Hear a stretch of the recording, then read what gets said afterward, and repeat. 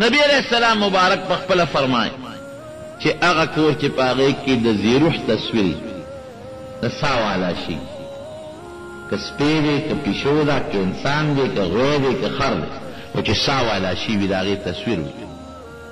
او یا پکې بې ضرورته سپی وي په کور کې. د ضرورت سپی خیر دی ښه، د ضرورت درې قسمه سپي دي. یو دا چې څوکۍ له چا ساتلي، د کور څوکۍ پې کوي، دا خیر دی. دویم هغه چې ګډو چیلو سره ګرځي، د دې ګډو چیلو سره ګرځي، دا خیر دی. او دریم هغه سپی چې ښکار پې کوي. د دې دریو سپو نه ما سوا که یو سړي په کور کې سپی ساتلي وي، د رحمت فرشتې دې کور ته نه ننوځي. د رحمت فرشتې د قهر او د غضب داخلېږي خو د رحمت نه نازلېږي. نو ته سوچ وکړه چې د رحمت فرشتې په کم کور کې نیسه خیر به ومومي. دویم دا که پکې سړی ناجوړه شو او ځان کدنې دی، نو سا خو فرشتې وباسي، نو د رحمت هغه خو نه ګرځي، ځکه بې ضرورته سپی دی. یا تصویرونه پکې پراته دي د زیرو، نو د رحمت فرشتې خو نه راځي چې سا در نه وباسي. نو چې د رحمت نه راځي نو کومې فرشتې به ځي؟ د قهر او د غضب. نو تصویر په کور کې ساتل ښه شو، د ګناه شو اوس که نه شو؟ نو په کور کې تصویر ساتل د زیرو. یو سړي به تصویرونه جوړول. حضرت عمر فاروق رضی الله عنه لراغی وزه خو دا عمل کوم. وی کم عمل؟ وی صاحب تصویرونه جوړول.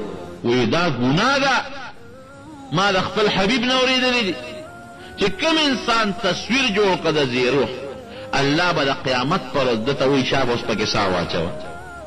سا خو پکې اچولی نه شي، الله به ونه عذاب ورکوي. نو سړي رنګ بدل شو او یو څو رسولې وکړو چې دا خو زما کاروبار دی، تجارت چې زه به څه کوم.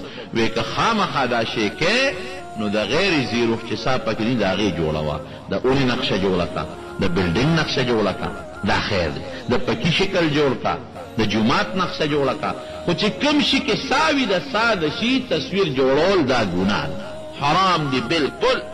په کور کې ساتل حرام دی، جوړول حرام دی، په کیمره ایستل حرام دی، ځان سره ساتل حرام، دا ګناه ده. او د رحمت فرشتې نه ورځي هغه کور ته.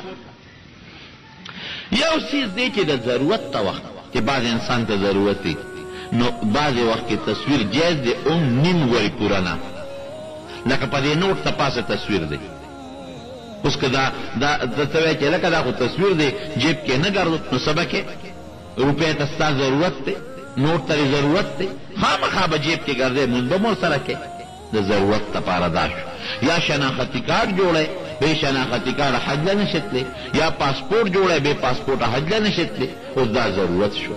نو د ضرورت لپاره بیا تصویر جایز دی، خو هغه تصویر چې نیمې ګورې پوره نه، چې داسې ځای کې دا تصویر پرې شوي وي، داسې ځای کې کټ شوي چې که انسان هغه ځای کې کټ کړي نو انسان ته جمدې نه پاتې کېږي. چې داسې ځای کې تصویر کټي هغه جایز، خو د ضرورت لپاره. کور کې هم ساتلی شي، جیب کې هم بیا ساتلی شي، شناختی کارت کې، ایډنټي کارت کې، یا د نوکرۍ کارت شو مثلا، یا نوټ شو، دا خیر.